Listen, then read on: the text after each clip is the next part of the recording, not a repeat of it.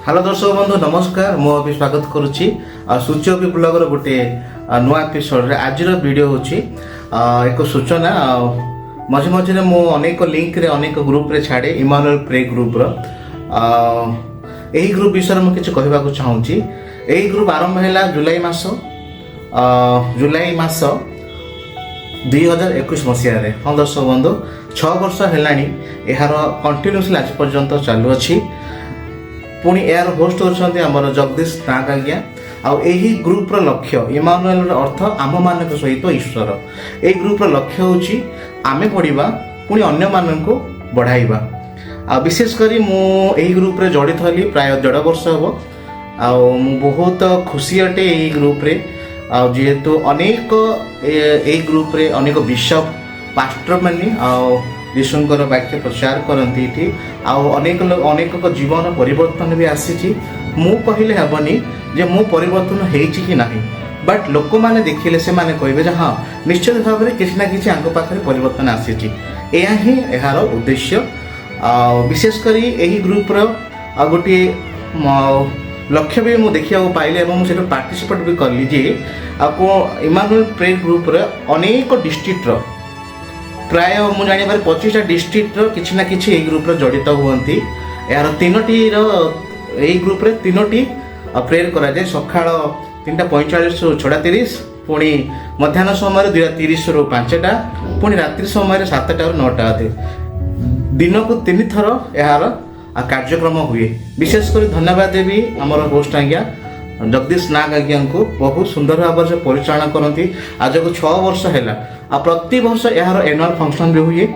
प्रथम annual function होता कोरापुट रे, सेकेंड रही गजपति जिला रानीपेंटारे, तृतीय रही गुणुपुर, चतुर्थ रही गोपालपुर, पंचम रही भुवनेश्वर और षष्ठ एक किछ दिन तले 14-15 जनवरी कटक रे होता। मु तो जापारे किंतु बापा माँ जाइए बहुत सुंदर भाव आयोजन होता।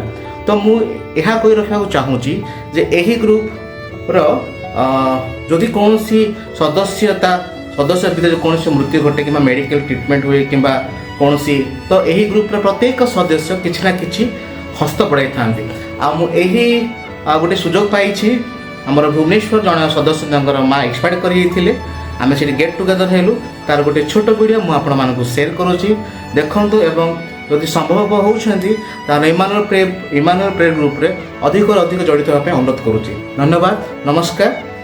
यही समय आम पालाखेम 5 जन इमानुएल प्रे ग्रुपर 5 जन सदस्य राजाराणी ट्रेन रे भुवनेश्वर को यात्रा करूँ और ठीक 11:30 पहुँचूँ और सेठारे फाल्गुनी शांतर माँ को बासभवन में पहुँचीलु और सका सुंदर जलखिया व्यवस्था करते फाल्गुनी माँ और से प्रस्थान कलु मनमोहन नाथ बासभवन को। कारण मनमोहन नाथ दुखी परिवार आम सांत्वना प्रार्थनामूलक करने जाइलु एकत्रित होइलु और सेठारे रायगड़ा, गुणपुर, पुरी, कटक, भुवनेश्वर अनेक सदस्य सेठी एकत्रित होइलु और सांत्वना प्रार्थना करथिलु। से सांत्वनार प्रार्थना अप्रभु काठी होगापी प्रभु तुम्हें देवा सुजोग आम तुमको धन्यवाद दौचु। हाँ प्रभु एत बड़े कार्यक्रम को मैंने आरंभ करुच प्रभु सर्वप्रथम तुम्हें प्रयास प्रस्तुति आम मध्य रख जी समय मैंने तुम सानिध्य बिताइबू जपरी तुम से उपस्थिति को आम अनुभव करूँ से तुम्हें दया कर। धन्यवाद दूसरी तुम आम मध्य अच्छ कारण तुम वाक्य कहे जो 2 ବା 3 जन मो नाम एकाठी हमें मुझे थाए बोली आ तुम्हें निश्चित ये जगह अच्छ तुम से उपस्थिति आम तुम चिरदिन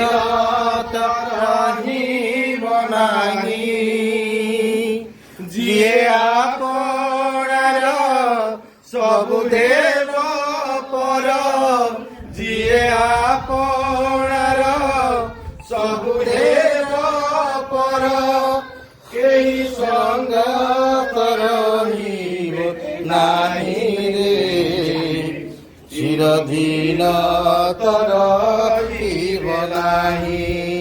ओ माटीर मणिष माटी रे मिशिब माटीर मणिष माटी रे मिशिब हेबरे अंधार।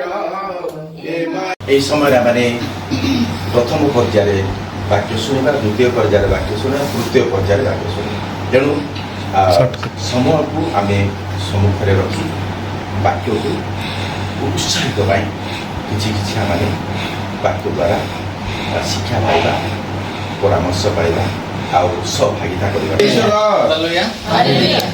ଆଜିର ଏ ସୁଯୋଗ ପାଇଁ ସର୍ବପ୍ରଥମେ ଆମଙ୍କର ପ୍ରିୟ ପ୍ରଭୁ ଯୀଶୁ ଖ୍ରୀଷ୍ଟଙ୍କୁ ଧନ୍ୟବାଦ ଅନୁଗ୍ରହ କଲେ, ଆଶୀର୍ବାଦ କଲେ।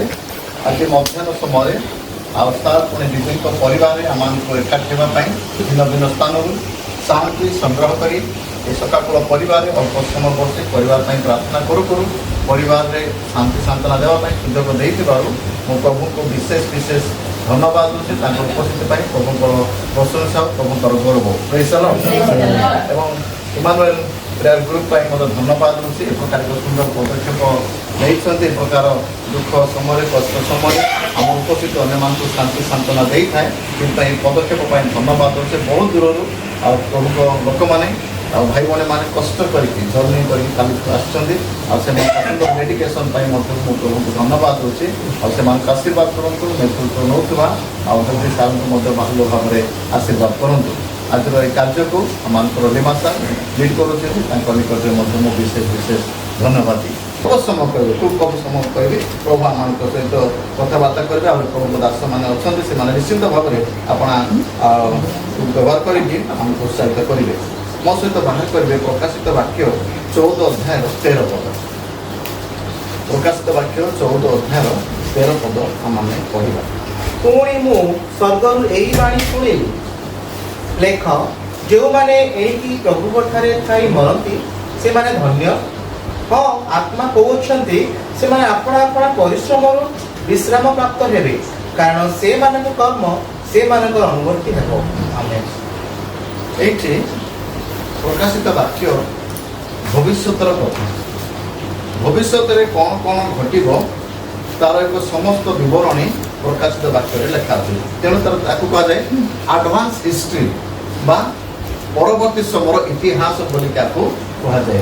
ଆଗକୁ କ'ଣ ହେବ ପୃଥିବୀ, ଆମେ କ'ଣ ହେବା, କୋଉଠିକି ଯିବା, କେମିତି ହେବା, ପରବର୍ତ୍ତୀ ସମୟର ଭବିଷ୍ୟତମାନର ସମସ୍ତ ଡିଟେଲ୍ସ ଏ ପ୍ରକାଶିତ ବାକ୍ୟରେ ଲେଖା ଅଛି। ଆଉ ଏ ସମସ୍ତ ଭିତରେ ଗୋଟିଏ ବିଷୟ ଲେଖାଗଲା। ଏଇ 14-13 ଗୋଟିଏ ହିଷ୍ଟ୍ରି, ତାକୁ ହିଷ୍ଟ୍ରି ମଧ୍ୟ ଆମେ କହିପାରିବା। ଗୋଟେ କଥା ଲେଖା ଅଛି।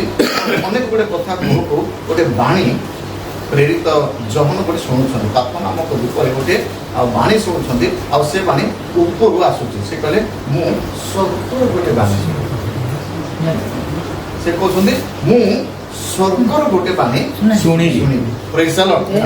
ସେ ବାଣୀ ଅନ୍ୟ ଜାଗାରୁ ଆସୁନି, ଜଗତରୁ ଆସୁନି, ଦୂତମାନେ ବି ଦେଉନାହାନ୍ତି। ସ୍ୱର୍ଗର ଗୋଟେ ବାଣୀ ଆସିକି ତାଙ୍କ ପାଖରେ ଥିଲେ, ଏଇଟାକୁ ତୁମେ ନୋଟ୍ କର, ଏଇଟାକୁ ତୁମେ ଲେଖ। People should no about the future, ପରବର୍ତ୍ତୀ ସମୟରେ ନିଜ ଲାଇଫ୍ ବିଷୟରେ ଜାଣନ୍ତୁ।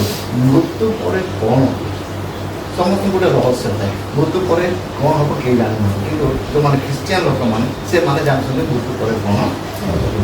ଆଉ ଏଇଠି ସେ କହିଲେ, ଏଇଟା ଆଉ ଗୋଟେ ସୁନ୍ଦର କଥା କହିଲେ, ଏଇଟାକୁ ତୁମେ ଲେଖ ଆଉ ଲୋକମାନେ ବୁଝନ୍ତୁ ଜାଣନ୍ତୁ କ'ଣ। ପୁଣି ମୁଁ ସ୍ୱର୍ଗରୁ ଏହି ବାଣୀ ଶୁଣିଲି, ଲେଖ। ଶୁଣିଲେ ଆଉ ଲେଖୁଛନ୍ତି। ଆଉ ସେ ଲେଖା ଯେ ଆମ ପାଖରେ ଆସିକି ପହଞ୍ଚିଛି। ଲେଖା କ'ଣ ଲେଖା ହେଉଛି ଦେଖନ୍ତୁ, ଯେଉଁମାନେ ଏଣିକି ପ୍ରଭୁଙ୍କ ଠାରେ ଥାଇ ପ୍ରଭୁରେ ନ ଥାଇକି ବହୁ ଲୋକମାନେ ମରୁଛନ୍ତି, ପ୍ରଭୁଙ୍କୁ ଜାଣିନାହାନ୍ତି କିନ୍ତୁ ମରି ଯାଉଛନ୍ତି। କିନ୍ତୁ ଅଳ୍ପ କିଛି ଲୋକ ଯେଉଁମାନେ ପ୍ରଭୁଙ୍କୁ ଜାଣିକି ମରୁଛନ୍ତି। ମରିବାଟା ସ୍ୱାଭାବିକ, ମରିବାଟା ସ୍ୱାଭାବିକ କଥା। ଆଉ ମରଣ ମଧ୍ୟ ହୁଏତ ଆମ ପାଇଁ ନଥିଲା। ଆଦମ ଝିକି ଆଣିକି ନିଜ ଗୋଡ଼ରେ ପୁରାରେ ମାରିଛି ହେଲା।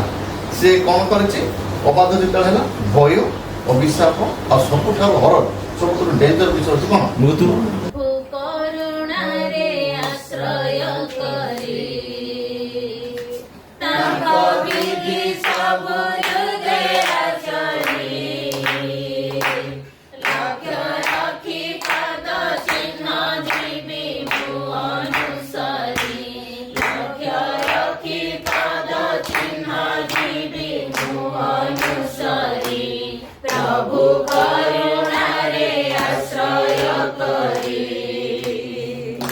ଏହି ଜଗତ ଦେବ ନାୟକ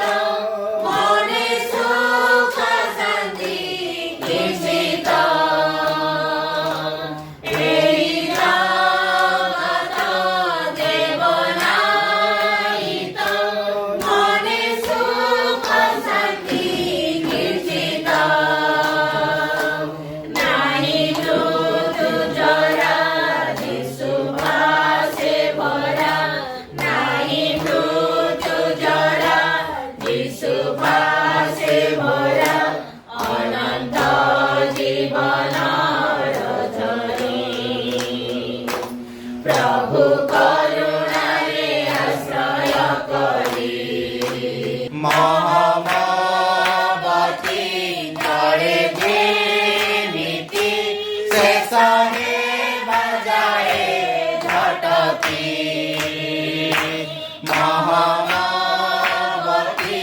ଜଳେ ଯେମିତି ଶେଷରେ ବଜାଏ ଝଟକି ମୋ ସାରା ଜୀବନ ଗୌରବ ମୋ ଜୀବନ କାରଣ ଜଳି ଯିବି ନାମ ସୁମରି ପ୍ରଭୁ କରୁଣାରେ ଆଶ୍ରୟ କରି ତାଙ୍କ ବିଧି ସବୁ ହୃଦେ ଆଚରି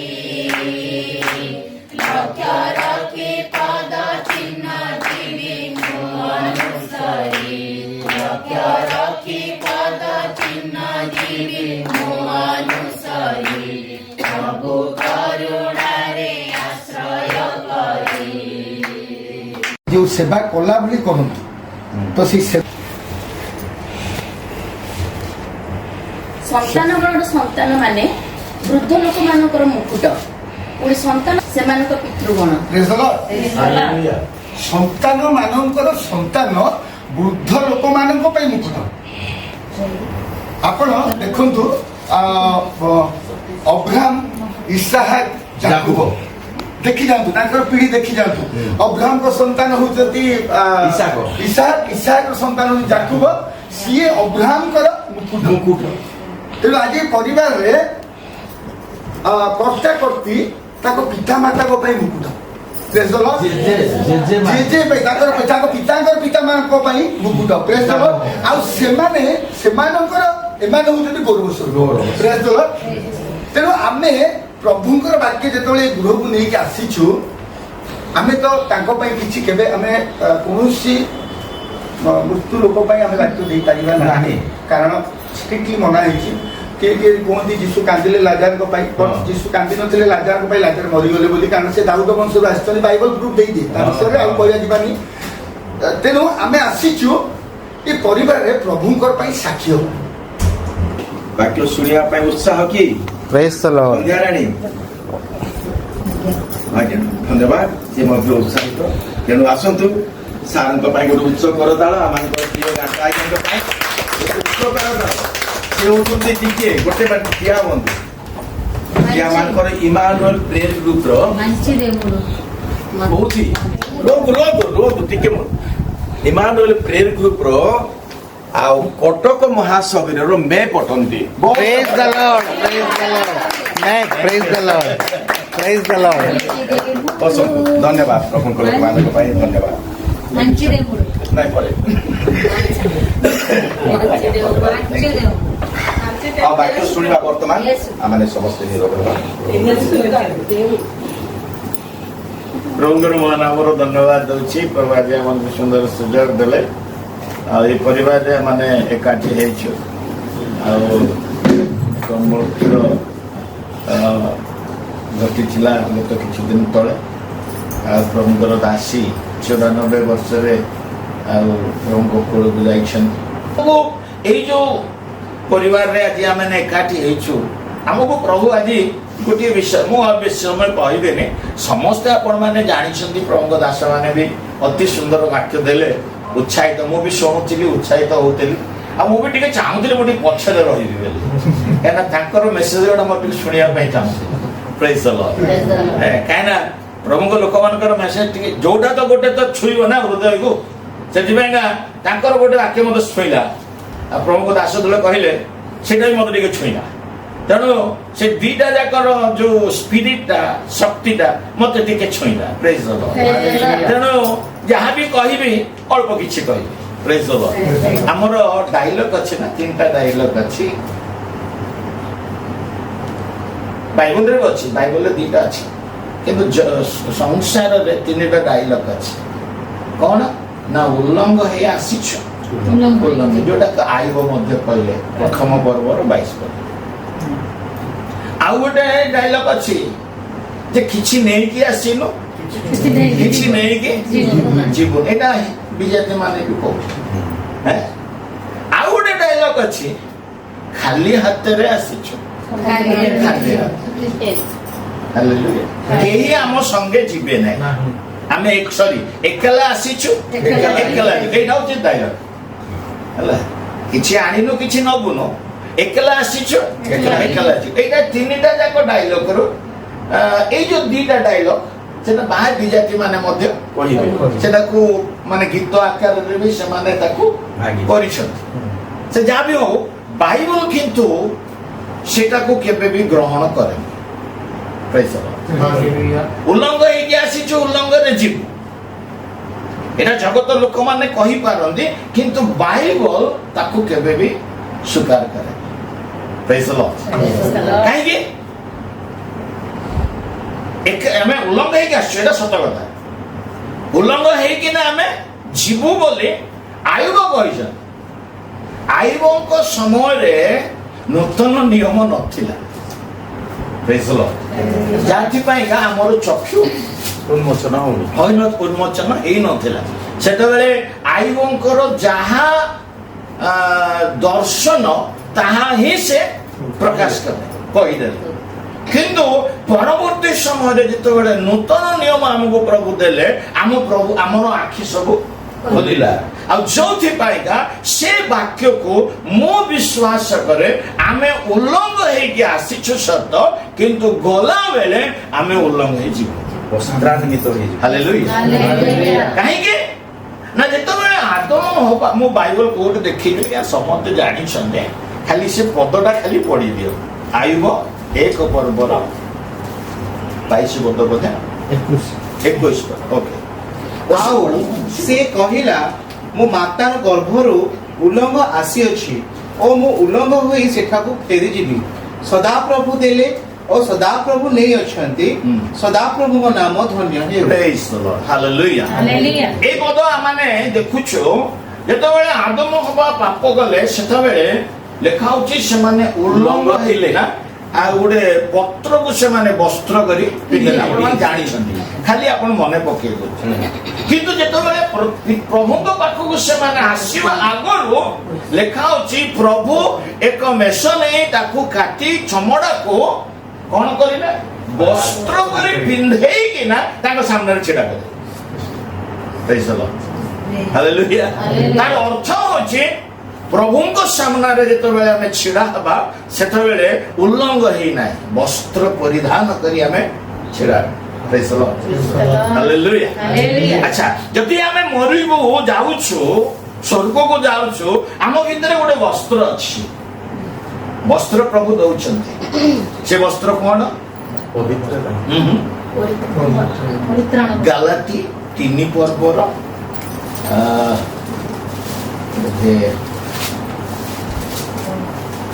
ଗାଲାତି 3 ପର୍ବର 27 ପଦ। ଯୀଶୁ ବସ୍ତ୍ର ଯେଣୁ ତୁମ୍ଭେମାନେ ଯେତେ ଲୋକ ଖ୍ରୀଷ୍ଟଙ୍କ ଉଦ୍ଦେଶ୍ୟରେ ବାପ୍ତିଜିତ ହୋଇଅଛ, ତୁମ୍ଭେମାନେ ସମସ୍ତେ ଖ୍ରୀଷ୍ଟଙ୍କୁ ପରିଧାନ ବସ୍ତ୍ର, ସେଟା ଖ୍ରୀଷ୍ଟ ରୂପ ବସ୍ତ୍ର। ପ୍ରେଜ୍ ଦ ଲର୍ଡ। ଏଇଟା ଆମେ କେତେବେଳେ ପାଉଛୁ ନା, ଯେତେବେଳେ ଆମେ ବାପ୍ତିଜିତ, ମନ ପରିବର୍ତ୍ତନ କରି ଯେତେବେଳେ ଆମେ ବାପ୍ତିଜିତ ହଉଛୁ, ପ୍ରଭୁ ଆମକୁ ବସ୍ତ୍ର ଦଉଛନ୍ତି। ଆଚ୍ଛା, ତାପରେ ଯଦି ପ୍ରକାଶିତକୁ ଯିବ, ସେଠି ଲେଖା ହଉଛି, ଯୋଉମାନେ ଜୟ କରିବେ ତାଙ୍କୁ ଶୁଭ୍ର ବସ୍ତ୍ର ଅଛି, ସୂକ୍ଷ୍ମ ବସ୍ତ୍ର ଅଛି, ଏଇ ଶୁକ୍ଳ ବସ୍ତ୍ର, ବହୁତ ପ୍ରକାର ବସ୍ତ୍ର, 7 ପ୍ରକାର ବସ୍ତ୍ର ଅଛି। ସେଠି ବି ମିଳିବ, କିନ୍ତୁ ଏଇଠୁ ବସ୍ତ୍ର ପରିଧାନ କରିକି ଆମକୁ ଯିବାକୁ ପଡିବ। ସେଥିପାଇଁ ଲୋକଲିଖିତ ସୁସମାଚାରରେ ପ୍ରଭୁ ସାକ୍ଷ୍ୟ ଗୋଟେ ଷ୍ଟୋରି କିନା କହିଲେ, ଜଣେ ବ୍ୟକ୍ତି ଜେରୁସାଲେମରୁ ଜିରିଖ ଯାଉଥିବା ସମୟରେ ଚୋରମାନଙ୍କ ହାବୁଡରେ ପଡିଲା।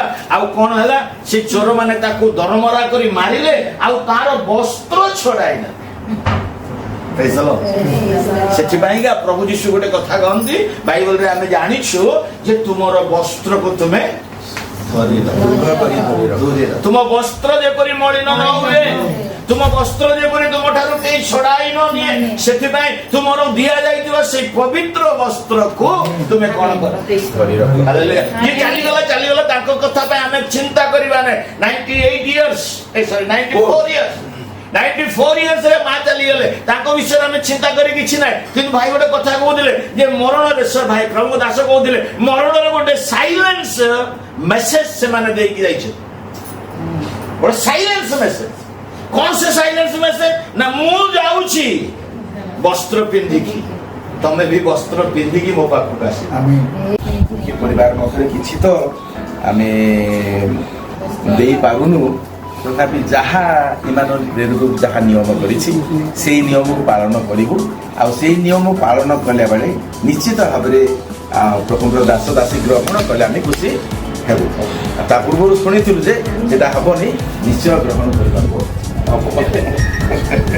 तेणु बेसी बेसी धन्यवाद खुशी भी हेबु तेणु जहा नियम जहा किछि नाही आमे इमानुएल गरीब लोक माने नै कि मैडम आमे सबु गरीब लोक ना कोन सारे सबु गरीब आसो आपण देखि समुद्र भाषण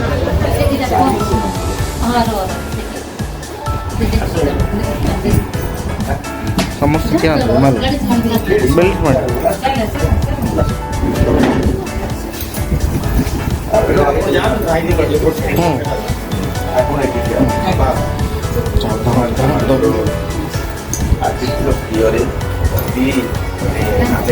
ବର୍ଣ୍ଣନା କରିପାରିବୁ ନାହିଁ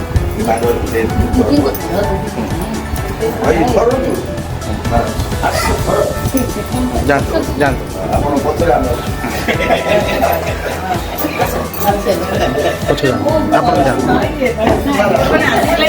ठीक है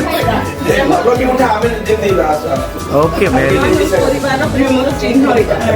ଆସୁ ତ हाँ पूरा वीडियो सहित फोटो काढुचे वेरी गुड ठीक है नेक्स्ट आज्ञा मैंने ସେଇଠି ଯୋଉଠି ଅଛ ସେଇଠି ମହିଳା ମାନେ ଠିକ ଆସ ଆମେ ଆମେ ଆଗକୁ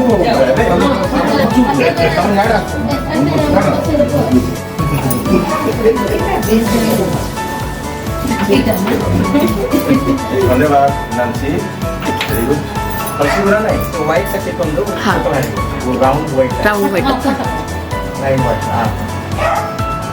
ଅଛି ଆଜ୍ଞା ଆଉ ଟିକେ ରହ ଆଜ୍ଞା ଧନ୍ୟବାଦ ଗ୍ରହଣ କରନ୍ତୁ ପୁଣି ଆଉ ଗୋଟେ ଅଛି ଆସନ୍ତୁ ମ୍ୟାଡ଼ାମ ସେଇଠି ରଖନ୍ତୁ ନାଇଁ ସେଇଥିପାଇଁ ମୁଁ ଆଗରୁ କହିସାରିଲି ଆପଣ ଧନ୍ୟବାଦ ଆଜ୍ଞା ଧନ୍ୟବାଦ କିନ୍ତୁ ଏଇଟା ଇମାନୁଏଲ ପ୍ରେୟର ଗ୍ରୁପ ଆଉ ଥରେ ଯିବ ମୋ ତରଫରୁ ଧନ୍ୟବାଦରେ ଗ୍ରହଣ କଲି ପୁନର୍ବାର ଧନ୍ୟବାଦରେ ଇମାନୁଏଲ ପ୍ରେୟର ଗ୍ରୁପକୁ ଆମେ ହଜବେଣ୍ଡ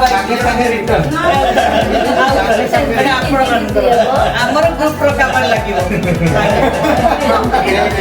ଆମ ଗ୍ରୁପ କାମ ଦିଟା ଉପହାର ଆମେ ଖୁସିରେ ନେଲୁ ଏଇଟା ପୁଅଙ୍କ ପାଇଁ ଆଜ୍ଞା ଟିକେ ଆସନ୍ତୁ ପୁଅ ପାଇଁ ପୁଣି ଏଇଟା ପୁଅ ପାଇଁ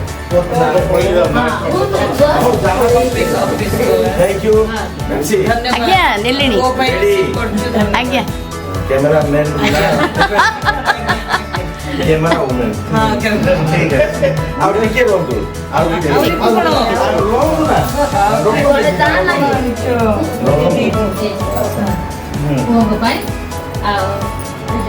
ଆଜ୍ଞାଙ୍କ ପାଇଁ ପୁଅ ପାଇଁ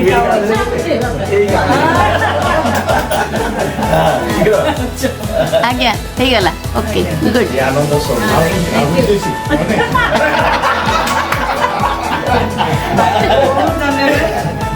ये जो श्रद्धा प्रतिष्ठा हमें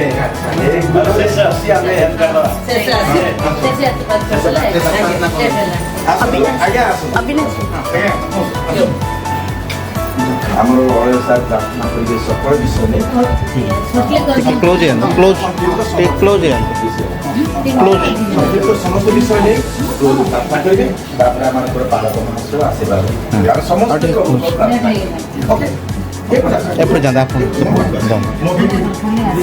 ଆପଣ ଆଉ ଟିକେ ଆଖ ଆଶିଷ ପ୍ରାର୍ଥନା ଆଜ୍ଞା ରେଡ଼ି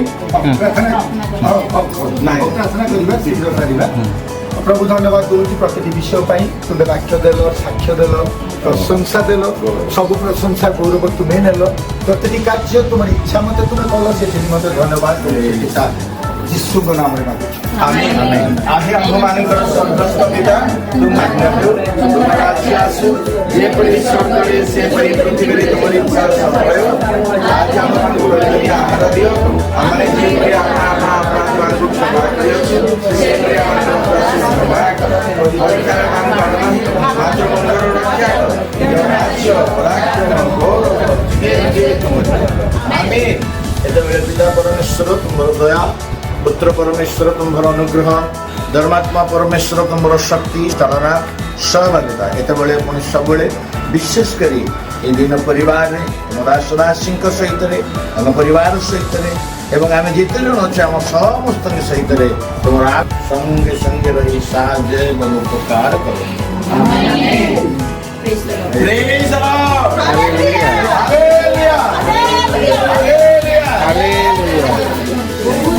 ସମସ୍ତଙ୍କୁ ପରିବାର ପକ୍ଷରୁ ଟିକେ ଖାଦ୍ୟର ଆୟୋଜନ କରାଯାଇଛି ବହୁତ ଡେରି ବି ହେଲାଣି।